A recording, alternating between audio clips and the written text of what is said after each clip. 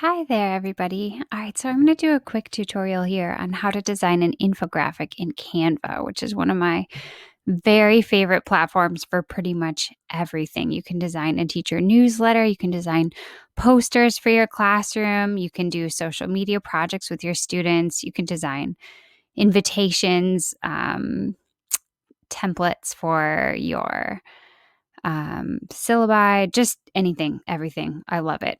But today we're going to be talking about an infographic because that's the project that's inside my identity curriculum that so many of you are going to use. And it is a little bit of extra work to show students Canva and teach them how to use it, but honestly, I think it's just such an incredibly helpful tool for them for designing so many different things that they'll be creating throughout high school and college and in their summer jobs. I mean, it's a great tool. So when you get to Canva, I'm just here at canva.com. You're going to click in the search box and then type in infographic. So infographic. And then you're going to see all these different options. Okay, so as you can see, there are about 1 million. So students can look through the options and they can choose something that they think looks good for designing their personal infographic. Let's say I click this. So now here I am. It's going to load it for us here in just a second.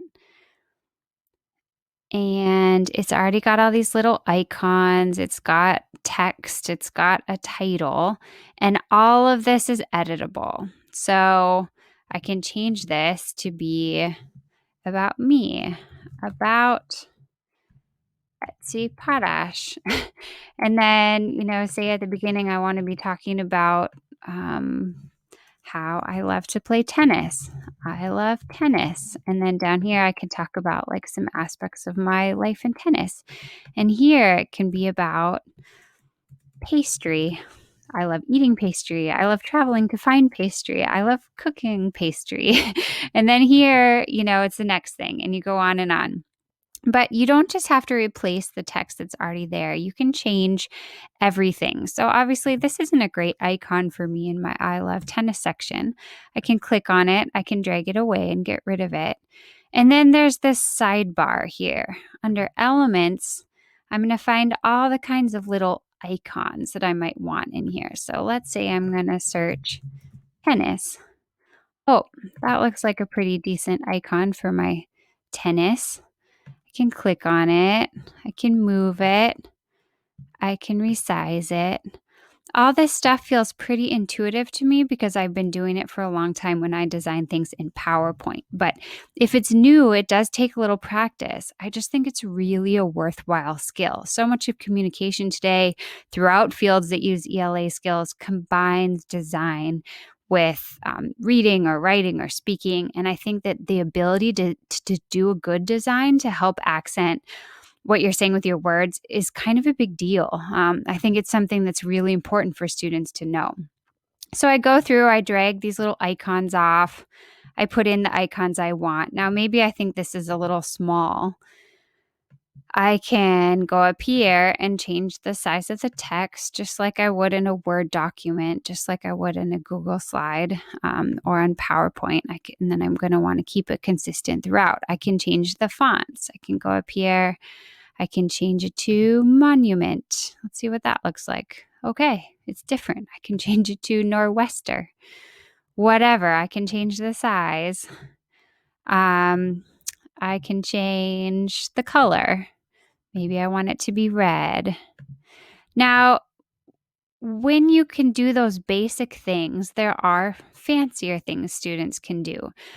Some things that designers are often doing are things like making something transparent. Now, I wouldn't necessarily make a tennis racket transparent, but if you want something on your design to be more faded, you can fade it in and out with the transparency bar.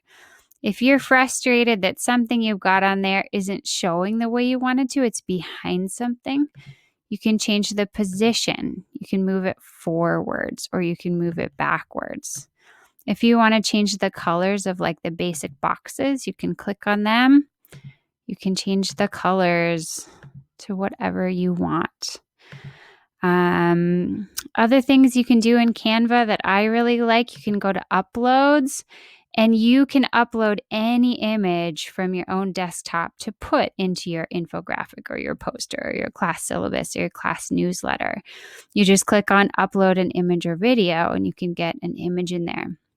If you want to insert text that's not already in there, you can click text. You can choose from any of these fun things that are all editable once they're in there, or you can just add a little bit of text.